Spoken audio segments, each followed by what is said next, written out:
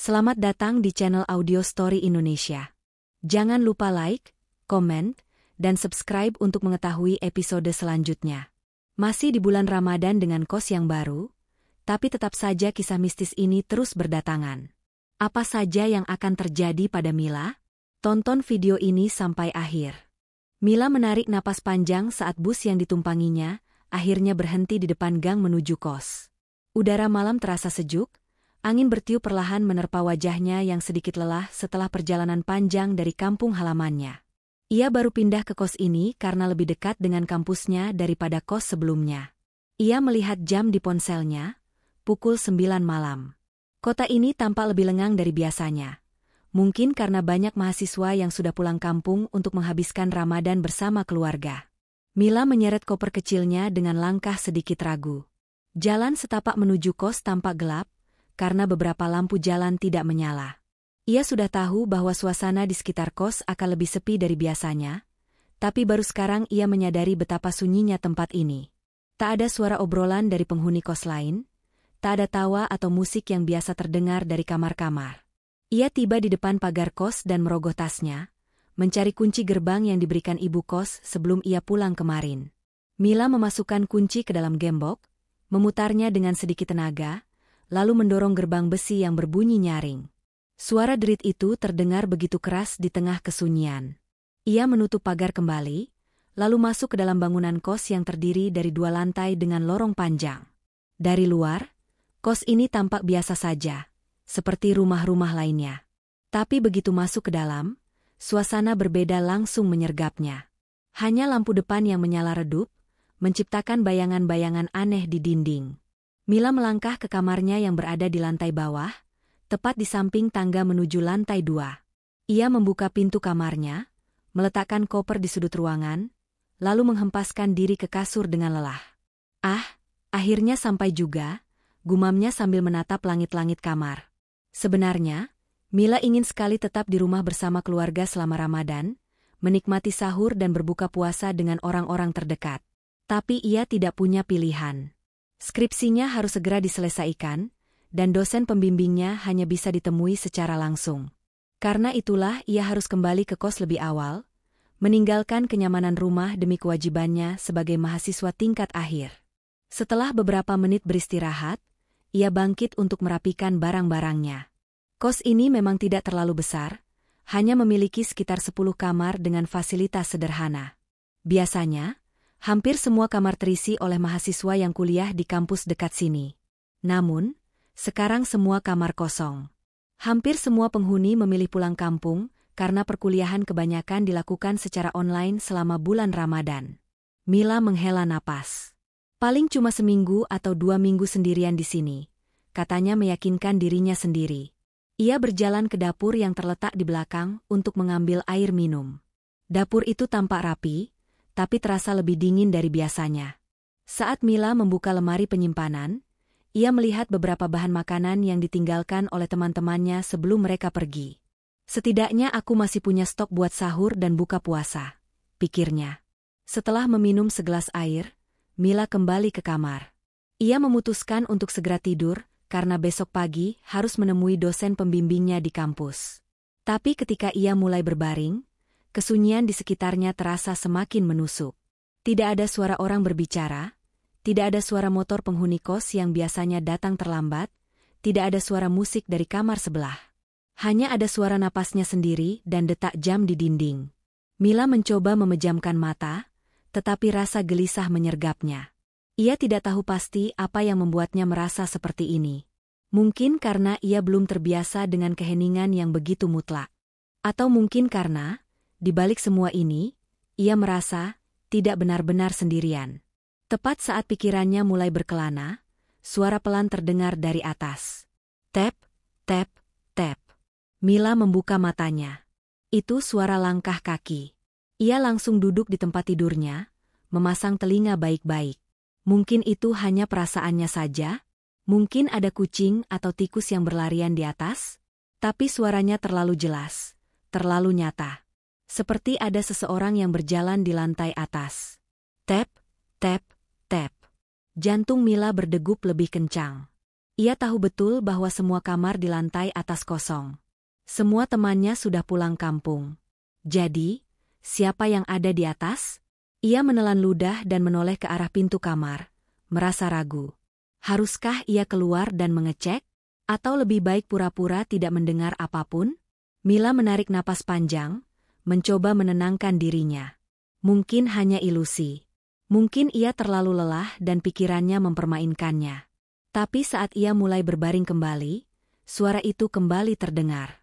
Kali ini, lebih dekat. Seolah-olah seseorang sedang berdiri tepat di atas kamarnya. Mila memejamkan mata erat-erat, membungkus dirinya dengan selimut, berusaha mengabaikan semua yang ia dengar. Namun, ia tahu. Malam ini, di kos yang seharusnya kosong, ada sesuatu yang lain bersamanya. Suara alarm dari ponsel Mila berdering nyaring, memecah kesunyian malam. Dengan mata masih setengah terbuka, ia meraba-raba meja kecil di samping tempat tidur, mencari ponselnya. Saat akhirnya menemukannya, ia melihat layar yang menunjukkan pukul 3.15 dini hari. Mila menghela napas panjang. Dengan sisa-sisa kantuk yang masih menggelayut, ia memaksa tubuhnya untuk bangun. Sahur di kos sendirian bukanlah hal yang menyenangkan. Tetapi ia tidak ingin melewatkan makan sebelum menjalani puasa seharian penuh. Dengan langkah gontai, ia meraih sweater yang tergantung di balik pintu dan melangkah keluar dari kamar. Lorong kos masih sama seperti tadi malam. Sepi, dingin, dan terasa begitu luas meskipun sebenarnya hanya lorong pendek yang menghubungkan beberapa kamar. Lampu di ruang tengah menyala redup, memberikan cahaya samar yang hanya membuat suasana semakin muram. Mila berjalan menuju dapur di bagian belakang kos, mencoba mengabaikan perasaan tidak nyaman yang masih tersisa sejak tadi malam. Saat tiba di dapur, ia membuka lemari penyimpanan dan mengambil sebungkus mie instan.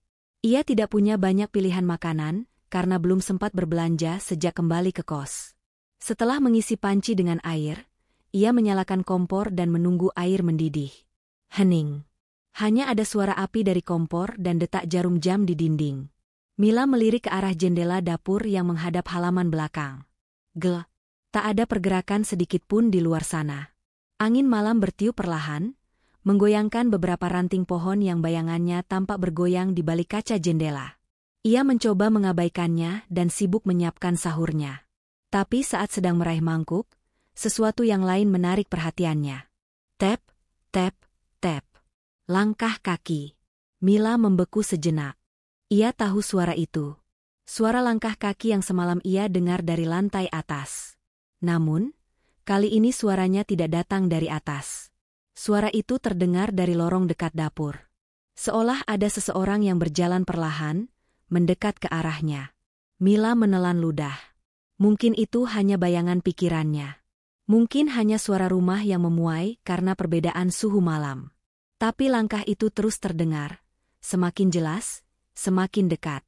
Ia mencoba memberanikan diri untuk menoleh ke belakang, ke arah lorong yang menghubungkan dapur dengan ruang tengah. Kosong. Tak ada siapapun di sana. Namun, tiba-tiba, dari salah satu kamar di lantai atas, terdengar suara lain. Suara seperti benda jatuh. Suara itu bergema di tengah kesunyian. Bruk. Mila terlonjak. Jantungnya berdetak kencang. Ia mencoba mencari penjelasan logis. Mungkin ada tikus di atas? Atau mungkin salah satu barang di kamar teman-temannya jatuh karena angin? Tapi angin apa? Semua jendela tertutup. Ia menggigit bibirnya, mencoba menenangkan diri. Kompor masih menyala, air di panci mulai mendidih. Ia buru-buru memasukkan mie ke dalam air, berusaha mengalihkan pikirannya. Namun, baru beberapa detik berlalu, suara lain kembali terdengar. Kali ini, dari kamar yang berbeda. Seolah ada seseorang di dalamnya, menggeser kursi atau mungkin merapikan sesuatu. Tangan Mila gemetar saat ia mengambil sumpit dan mengaduk mie dalam panci. Ia tidak ingin berpikir macam-macam, tetapi bagaimana mungkin ada aktivitas di kamar yang kosong? Perasaan tidak nyaman semakin kuat. Kos ini seharusnya kosong. Hanya ada dirinya di sini. Buru-buru, ia menyelesaikan masaknya dan menuangkan mie ke dalam mangkuk. Ia membawa makanannya ke ruang tengah, memilih duduk menghadap pintu dapur agar bisa melihat sekelilingnya dengan lebih leluasa. Namun, saat ia mulai menyuapkan makanan ke mulutnya, sesuatu yang lebih aneh terjadi. Dari lantai atas, terdengar suara pintu berderit. Perlahan. Seperti ada seseorang yang baru saja membukanya. Mila membeku di tempat. Matanya terfokus pada tangga yang mengarah ke lantai 2. Bayangan gelap menyelimuti anak-anak tangga itu, membuatnya tampak seperti jurang tak berdasar. Ia menunggu, berharap tidak ada hal lain yang terjadi. Namun, beberapa detik kemudian, suara langkah kaki kembali terdengar. Kali ini lebih pelan, lebih hati-hati. Tap, tap, tap. Mila merasa tengkuknya meremang. Dengan tangan gemetar, ia meraih ponselnya dan membuka daftar kontak. Jarinya mencari nama salah satu temannya yang biasanya tinggal di kamar atas, Rina. Tidak ada gunanya, pikirnya. Rina sedang pulang kampung, seperti penghuni lainnya. Mila menggigit bibirnya. Aku harus memastikan sendiri, bisiknya. Ia berdiri perlahan, meletakkan mangkuk makanannya di atas meja. Dengan langkah ragu, ia berjalan mendekati tangga. Setiap langkah terasa berat. Saat kakinya menyentuh anak tangga pertama, suara itu berhenti. Mila menahan napas. Keheningan total. Ia memegang pagar tangga, matanya menatap ke atas, mencoba mencari tanda-tanda pergerakan. Tapi tidak ada apa-apa. Hanya kegelapan dan kesunyian. Setelah beberapa detik menunggu, ia menghembuskan napas lega. Mungkin itu hanya pikirannya yang terlalu lelah. Mungkin suara-suara tadi hanya imajinasi belaka. Dengan langkah cepat, ia kembali ke ruang tengah, menyelesaikan makan sahurnya secepat mungkin, lalu kembali ke kamar. Ia mengunci pintu, membenamkan diri di balik selimut, dan mencoba tidur kembali. Namun, di sudut pikirannya, ia tahu, malam ini, ia mungkin memang tidak benar-benar sendiri. Mila terbangun dengan jantung berdebar. Ia tidak tahu pasti apa yang membangunkannya. Apakah suara samar dari luar kamarnya, atau hanya kecemasan yang masih tersisa dari kejadian saat sahur tadi. Ia melirik jam di ponselnya, pukul 4.20 pagi. Masih terlalu dini untuk bangun, tetapi pikirannya terus dipenuhi oleh suara-suara aneh yang ia dengar tadi malam. Mila mencoba menarik napas dalam, mengumpulkan keberanian untuk berpikir lebih jernih. Mungkin semuanya hanya halusinasi. Mungkin karena ia terlalu lelah setelah perjalanan jauh dari kampung halaman. Tapi, bagaimana bisa suara langkah kaki, suara benda jatuh, dan pintu berderit hanya imajinasi? Setelah beberapa saat berbaring dalam diam, Mila akhirnya memutuskan untuk bangun dan berwudu. Waktu subuh hampir tiba, dan ia berpikir bahwa lebih baik ia menenangkan pikirannya dengan salat. Ia bangkit dari tempat tidur, berjalan menuju kamar mandi yang berada di ujung lorong. Lorong kos tetap terasa dingin dan sepi, seperti biasa. Namun, kali ini, Mila merasa ada sesuatu yang berbeda. Udara di sekitarnya terasa lebih berat, lebih sunyi dari biasanya, seakan-akan ada sesuatu yang menunggu dalam bayang-bayang. Saat ia selesai berwudu dan berjalan kembali ke kamar, sesuatu menarik perhatiannya. Pintu salah satu kamar di lantai atas tampak sedikit terbuka. Mila menghentikan langkahnya. Ia mengerjapkan mata, memastikan ia tidak salah lihat. Kamar itu adalah kamar Rina, temannya yang sudah pasti pulang kampung. Ia ingat betul sebelum tidur semalam, semua pintu kamar tertutup rapat. Jadi, siapa yang membuka pintu itu? Mila menelan ludah. Perasaannya tidak enak. Ia mencoba berpikir logis, mungkin pintunya memang tidak tertutup rapat dan terbuka karena angin. Tapi, angin dari mana? Semua jendela di kos tertutup, dan tidak ada angin yang cukup kuat untuk mendorong pintu setebal itu. Rasa penasaran dan ketakutan beradu dalam dirinya. Ia tahu ia bisa saja kembali ke kamar dan mengabaikan semuanya, berpura-pura tidak melihat apapun. Tapi di sisi lain, pikirannya terus berputar, mencari jawaban atas semua kejadian aneh yang ia alami sejak semalam. Dengan langkah pelan, ia mulai menaiki tangga. Setiap langkah terasa berat, seakan ada sesuatu yang menahannya untuk mendekati kamar itu. Jantungnya berdetak semakin cepat.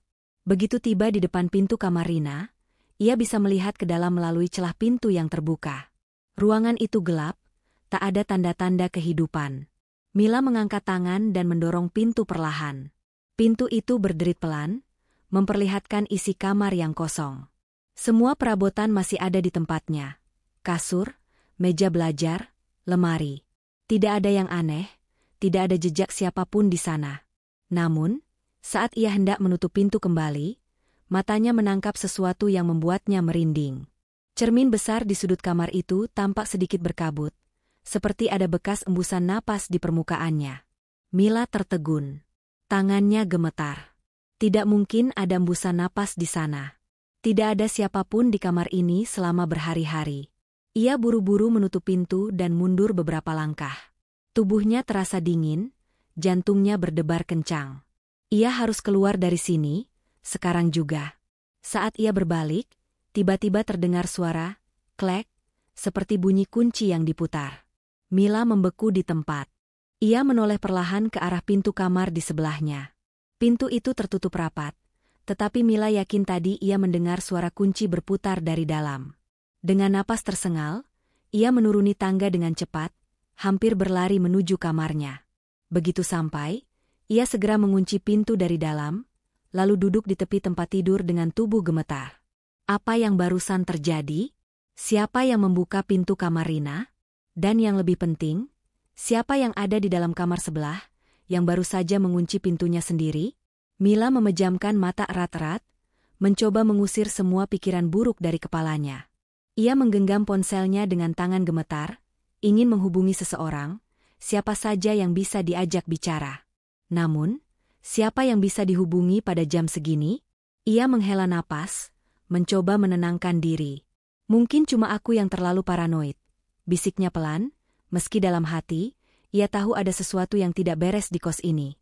Mila menarik selimutnya erat-erat, berharap malam segera berlalu dan matahari segera terbit. Namun, jauh di dalam pikirannya, ia sadar satu hal. Kos ini mungkin tidak sepi seperti yang ia kira. Matahari pagi akhirnya muncul, mengusir bayangan-bayangan gelap yang menyelimuti kos sejak tadi malam. Mila duduk di tepi tempat tidurnya, memandangi layar ponselnya yang masih menampilkan chat terakhirnya dengan Rina. Mila, Rin, kamar kamu kebuka tadi pagi. Kamu yakin gak ada orang yang masuk ke sana? Pesan itu sudah dikirim lebih dari 1 jam yang lalu, tetapi belum juga mendapatkan balasan. Mila mengerti, mungkin Rina masih tidur, atau memang belum membuka ponselnya. Tapi tetap saja, kejadian tadi pagi masih terus berputar di kepalanya. Pintu kamar yang tiba-tiba terbuka, embusan napas yang terlihat di cermin, dan suara kunci yang berputar dari kamar sebelah. Mila menggigit bibirnya. Ia tidak bisa membiarkan dirinya terus ketakutan. Hari ini, ia harus ke kampus untuk menemui dosen pembimbingnya. Itu berarti ia akan berada di luar kos selama beberapa jam, kesempatan yang bagus untuk mengalihkan pikirannya dari semua hal aneh yang terjadi di sini. Setelah bersiap, Mila keluar dari kamarnya. Ia melirik ke lantai atas sekilas. Semua pintu tampak tertutup rapat, tidak ada tanda-tanda bahwa sesuatu yang janggal telah terjadi sebelumnya. Seolah-olah semua hanya ada di dalam pikirannya.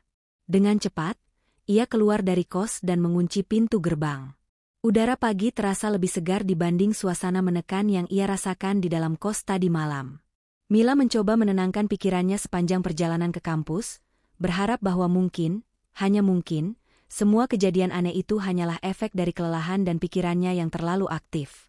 Setelah beberapa jam di kampus dan berdiskusi dengan dosen pembimbingnya, Mila akhirnya kembali ke kos menjelang sore. Langit mulai berubah warna menjadi jingga, pertanda bahwa waktu berbuka puasa tidak lama lagi.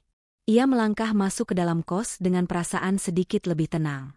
Namun, begitu pintu gerbang tertutup di belakangnya, perasaan itu perlahan memudar. Kos ini masih terasa terlalu sepi. Tidak ada suara, tidak ada tanda kehidupan selain dirinya sendiri. Mila menghela napas dan berjalan menuju kamarnya. Ia meletakkan tasnya di atas tempat tidur, lalu pergi ke dapur untuk memanaskan makanan yang tadi ia beli di perjalanan pulang. Saat ia sedang mengaduk nasi goreng dalam wajan, tiba-tiba telinganya menangkap sesuatu. Suara gesekan. Pelan, nyaris tak terdengar, tetapi cukup jelas untuk membuat tubuhnya menegang. Mila menoleh ke arah lorong. Kosong. Namun, suara itu masih ada. Seperti suara benda yang digeser, kursi, meja, atau sesuatu yang berat. Sumbernya? Dari atas. Lantai 2. Dari kamar yang tadi pagi terkunci sendiri. Mila menelan ludah. Ia mencoba meyakinkan dirinya bahwa ini hanyalah suara biasa. Mungkin suara perabotan yang bergeser karena lantai yang tidak rata. Tapi logikanya tidak bisa menerima alasan itu. Tidak ada seorang pun di atas. Semua kamar kosong. Jadi, siapa yang menggeser sesuatu di sana? Tangannya gemetar saat mematikan kompor. Ia mencoba mengabaikan suara itu dan membawa makanannya ke ruang tengah, duduk di kursi yang menghadap ke tangga. Ia berusaha fokus pada makanan di depannya, tapi pikirannya tidak bisa lepas dari suara tadi. Kemudian, sesuatu yang lebih menyeramkan terjadi. Suara langkah kaki. Tap, tap, tap. Pelan, ritmis, berjalan melintasi lantai atas. Mila membeku. Matanya terpaku pada tangga. Siapapun, atau apapun, yang ada di atas, jelas sedang bergerak. Ia mencoba menenangkan dirinya. Haruskah ia naik ke atas dan memastikan? Atau lebih baik ia pura-pura tidak mendengar apapun? Namun, sebelum ia bisa mengambil keputusan, suara itu berhenti. Hening. Sangat hening. Tapi kemudian, tok, tok, tok. 3 ketukan, dari atas. Tepat di langit-langit, di atas kepalanya. Jantung Mila seperti berhenti berdetak. Ia ingin lari, ingin keluar dari kos ini dan tidak pernah kembali. Tapi tubuhnya terasa kaku, seakan ketakutan telah mencengkeramnya erat. Tangannya meraih ponselnya dengan gemetar, dan tanpa berpikir panjang, ia menelepon Rina. Nada sambung terdengar beberapa kali sebelum akhirnya diangkat. Halo? Suara Rina terdengar mengantuk di seberang telepon. Mila menarik napas dalam. Rin, kamu yakin gak ada yang tinggal di kos selain aku? Rina terdiam sesaat. Maksudnya? Aku dengar suara langkah kaki dari atas. Tadi pagi juga, kamar kamu kebuka sendiri. Ada bekas embusan napas di cermin, suara Mila hampir berbisik, takut kalau sesuatu di atas bisa mendengarnya. Di seberang telepon, Rina mendesah. Mila, dari dulu aku gak pernah mau cerita, tapi kamu harus tahu. Kamar yang di sebelah kamarku itu. Mila menahan napas. Apa? Rina terdengar ragu sebelum akhirnya berkata dengan suara pelan. Sejak dulu, kamar itu gak pernah benar-benar kosong. Kadang, beberapa penghuni sebelum kita juga dengar suara langkah kaki atau suara orang menggeser barang. Tapi saat dicek, gak ada siapa-siapa di sana. Mila merasakan tubuhnya semakin dingin. Terus, kalau gak ada orang, siapa yang ada di sana? Bisik Mila. Di seberang telepon, Rina kembali diam sejenak sebelum menjawab dengan nada pelan. Aku gak tahu, Mil, tapi yang jelas, kamu memang gak benar-benar sendirian di kos itu. Mila meletakkan ponselnya dengan tangan gemetar. Ucapan Rina masih terngiang di kepalanya. Jantungnya berdegup lebih kencang. Ia menatap ke atas, ke arah kamar di lantai 2 yang sejak tadi terasa hidup. Apa maksudnya kamar itu tidak pernah benar-benar kosong? Siapa, atau apa, yang sering menimbulkan suara di sana? Mila menggigit bibirnya. Ia ingin keluar dari kos ini, mencari tempat yang lebih ramai. Namun, hari sudah gelap, dan ia tahu ia tidak bisa terus-menerus lari dari ketakutannya. Dengan langkah ragu, ia mengambil piring bekas makannya, membawanya ke dapur, dan mencuci dengan cepat. Setelah itu, ia segera kembali ke kamarnya dan mengunci pintu rapat-rapat. Di dalam kamar, ia menyalakan lampu terang, berusaha mengusir suasana mencekam yang terus menghantuinya. Tapi perasaan itu tetap ada. Ada sesuatu di lantai atas. Mila mencoba mengabaikannya. Ia berbaring di kasur, memaksakan dirinya untuk tidur lebih awal agar tidak terus-menerus berpikir tentang suara-suara aneh itu. Namun, pikirannya masih dipenuhi dengan bayangan kamar yang pintunya terbuka sendiri dan suara langkah kaki yang jelas-jelas ia dengar. Apa yang sebenarnya terjadi di kos ini? Malam semakin larut. Mila tidak tahu kapan tepatnya ia akhirnya tertidur. Tapi ia terbangun tiba-tiba oleh suara yang terdengar begitu dekat. Tok, tok, tok. Ketukan di pintu kamarnya. Mila membuka matanya lebar-lebar. Dadanya terasa sesak. Ia menajamkan pendengarannya. Hening. Mungkin ia hanya bermimpi? Ia menarik selimutnya erat-erat dan mencoba menenangkan diri. Tapi sebelum ia bisa kembali memejamkan mata. Tok, tok, tok. Ketukan itu terdengar lagi. Kali ini lebih jelas. Mila menahan napas. Tidak mungkin ini teman kosnya, karena tidak ada siapa-siapa di sini. Tangannya bergerak perlahan ke ponselnya, membuka layar, dan melihat waktu. Pukul 2.47 dini hari. Siapa yang mengetuk pintu di jam seperti ini? Mila berusaha mengabaikannya. Berpikir bahwa jika ia tidak menanggapinya, suara itu akan berhenti dengan sendirinya. Namun, dugaan itu salah. Tok, tok, tok. Ketukan itu terdengar lagi, kali ini lebih keras. Mila hampir menjerit. Ia tahu ia harus melakukan sesuatu. Entah membuka pintu dan menghadapi siapapun yang ada di luar sana, atau tetap bersembunyi di balik selimutnya, berharap apapun itu pergi dengan sendirinya. Dengan tangan gemetar, ia mencoba mengintip ke celah bawah pintu. Tidak ada bayangan kaki siapapun di luar. Mila mulai panik. Jika tidak ada siapa-siapa di luar, lalu siapa yang mengetuk? Jantungnya berdebar semakin kencang. Ia berusaha menarik napas dalam-dalam, meyakinkan dirinya bahwa ini semua hanya permainan pikirannya. Namun, sebelum ia bisa menenangkan diri, sesuatu yang lebih mengerikan terjadi. Gagang pintunya berputar. Klek.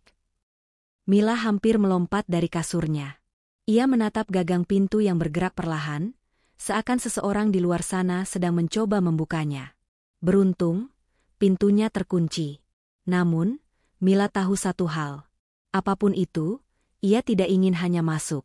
Ia tahu Mila ada di dalam. Dengan tangan gemetar, Mila meraih ponselnya dan kembali menghubungi Rina. Butuh beberapa detik sebelum panggilan tersambung.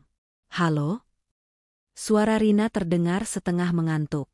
Rin, suara Mila hampir berbisik. Ada yang ngetok pintu kamarku. Rina langsung terjaga. Apa? Barusan gagangnya juga gerak, kayak ada yang mau masuk. Di seberang telepon, Rina terdengar mengatur napasnya. Mila, kamu jangan buka pintunya, apapun yang terjadi. Mila menahan air matanya. Aku takut. Rin, aku sendirian di sini. Hening sejenak, sebelum Rina akhirnya berkata, Mil, kamu harus pergi dari sana besok. Apapun yang ada di kos itu, dia tahu kamu ada di situ. Mila terdiam. Ia menggigit bibirnya, mencoba menahan rasa takut yang semakin menguasai dirinya. Ia tahu, ia tidak mungkin bisa tidur malam ini. Dengan tangan gemetar, ia merapatkan selimutnya, menatap pintu kamarnya dengan mata tak berkedip. Dari luar, tidak ada suara lagi. Tapi Mila tahu, ia masih di sana, menunggu. Mila duduk di kasurnya dengan tubuh lemas. Pagi ini terasa lebih berat dari biasanya. Setelah malam yang panjang dan mencekam, ia merasa benar-benar kelelahan. Namun, satu hal yang ia sadari, ia masih ada di kos ini, dan ia tidak punya pilihan lain selain bertahan. Ia pernah pindah kos sebelumnya, berharap bisa mendapatkan tempat yang lebih nyaman. Tapi entah kenapa, dimanapun ia tinggal, selalu ada sesuatu yang membuatnya merasa tidak tenang. Seakan ada sesuatu yang terus mengikutinya. Kali ini, ia tidak akan lari lagi. Ia harus mencari tahu apa yang sebenarnya terjadi. Dengan langkah mantap, ia keluar dari kamarnya. Lorong kos masih sunyi, tak ada satupun penghuni lain. Mila menguatkan hatinya dan berjalan menuju tangga, menaiki satu persatu anak tangga yang selama ini terasa begitu menyeramkan baginya. Di lantai 2, ia berdiri di depan kamar yang beberapa kali ia dengar berisik pada malam hari. Pintu kamar itu selalu tertutup. Tetapi malam itu Mila mendengar suara benda jatuh, bahkan langkah kaki di dalamnya. Dengan jantung berdebar, ia meraih gagang pintu dan mencoba membukanya. Terkunci. Ia menghela napas, lalu menempelkan telinganya ke pintu. Hening. Tidak ada suara apapun. Namun, tepat ketika ia hendak menjauh. Krek. Sebuah suara lirih terdengar dari dalam kamar. Seperti suara kasur yang bergerak. Mila menahan napas. Ia tahu tidak ada siapa-siapa di kos ini. Semua penghuni sudah pulang kampung. Jadi, siapa yang ada di dalam? Mila mundur perlahan. Jika sebelumnya ia selalu lari dari semua kejadian aneh, kali ini ia tidak mau terus dihantui rasa takut. Malam harinya, ia duduk di depan laptop, mencari informasi tentang kos yang ia tinggali. Ia mengetikkan nama kos beserta kata kunci, kejadian aneh, dan pengalaman penghuni. Awalnya, tidak ada yang terlalu mencurigakan. Tapi setelah beberapa menit menggulir layar, ia menemukan sebuah postingan lama di forum mahasiswa. Dulu pernah ada seorang mahasiswi yang meninggal di kos ini. Dia sendirian saat itu, karena teman-temannya pulang kampung. Mila membelalakan mata. Jantungnya berdegup lebih cepat saat ia membaca lebih lanjut. Katanya dia sakit, tapi tidak ada yang tahu. Dia ditemukan beberapa hari kemudian, di dalam kamarnya, dekat dengan pintu. Sepertinya dia berusaha keluar, tapi tidak bisa. Mila menelan ludah. Ia teringat suara ketukan di pintunya setiap malam. Jejak kaki basah di lantai. Gagang pintu yang bergerak sendiri. Apakah itu semua karena dia? Perempuan yang dulu meninggal di kos ini? Malam itu, Mila memutuskan untuk melakukan sesuatu yang belum pernah ia lakukan sebelumnya. Ia menunggu sampai tengah malam, lalu duduk di kasurnya, menyalakan lampu kecil, dan dengan suara lirih berkata, "Jika kamu ada di sini, aku tidak bermaksud mengganggumu. Aku hanya ingin tinggal dengan tenang." Udara di kamar terasa sedikit lebih dingin. Mila merasa bulu kuduknya meremang, tetapi ia tetap bertahan. "Aku tahu kamu mungkin merasa sendirian, sama sepertiku. Tapi aku tidak bisa menggantikanmu." Hening. Tidak ada suara, tidak ada tanda apapun.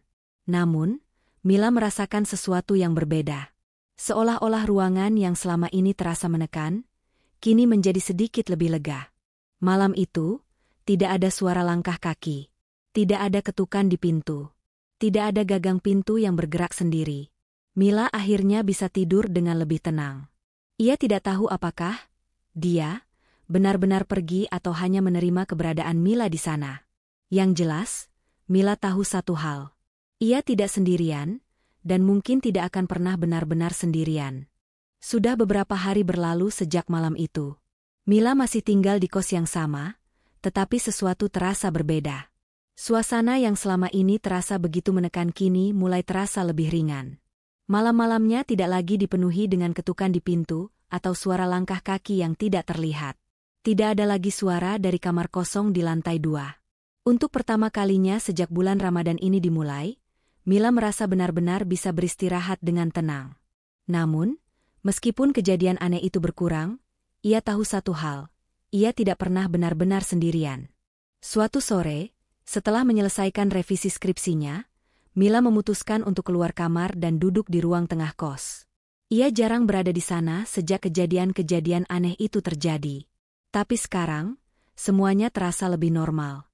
Ia menyalakan televisi dan menikmati secangkir teh hangat. Untuk pertama kalinya, ia merasa bahwa mungkin, hanya mungkin, ia akhirnya bisa berdamai dengan keberadaan yang tidak kasat mata di tempat ini. Namun, pikirannya masih dipenuhi dengan pertanyaan. Siapa sebenarnya gadis yang dulu tinggal di kamar kosong itu? Bagaimana perasaannya saat meninggal seorang diri, tanpa ada yang tahu selama berhari-hari? Mila menghela napas. Seberapa kesepiankah gadis itu sampai-sampai setelah meninggal pun, ia masih mencari keberadaan orang lain? Apakah selama ini ia hanya ingin seseorang menemani? Sambil menyeruput teh, Mila mengambil ponselnya dan kembali mencari informasi tentang insiden yang terjadi di kos ini beberapa tahun lalu. Ia menemukan beberapa artikel berita lama yang membahas tentang kejadian tersebut.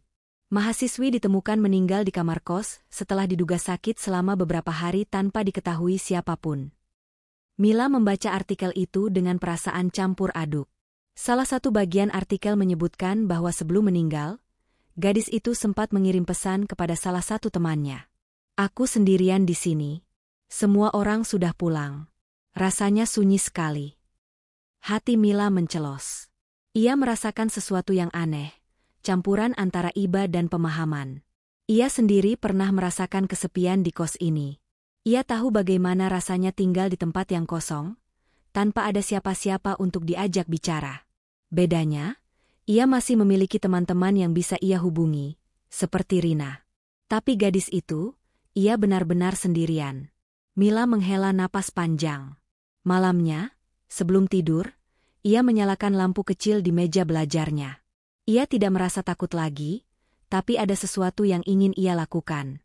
Dengan suara pelan, ia berkata, "Aku tidak tahu siapa namamu, tapi kalau kamu masih di sini, aku harap kamu bisa tenang sekarang." Udara di kamar terasa sedikit lebih hangat. Tidak ada suara yang menjawab, tidak ada tanda-tanda kehadiran apapun. Namun, untuk pertama kalinya, Mila merasa bahwa mungkin, hanya mungkin, dia sudah mendapatkan ketenangannya. Atau mungkin, dia hanya merasa cukup karena tahu bahwa Mila tidak akan meninggalkannya sendirian. Malam itu, Mila tidur dengan nyenyak. Dan di tengah tidurnya, dalam mimpinya, ia melihat seorang gadis berdiri di ambang pintu kamar. Ia tersenyum, lalu berbalik, berjalan menjauh, dan menghilang dalam cahaya redup lorong kos. Terima kasih sudah menonton video ini. Sampai jumpa di video selanjutnya.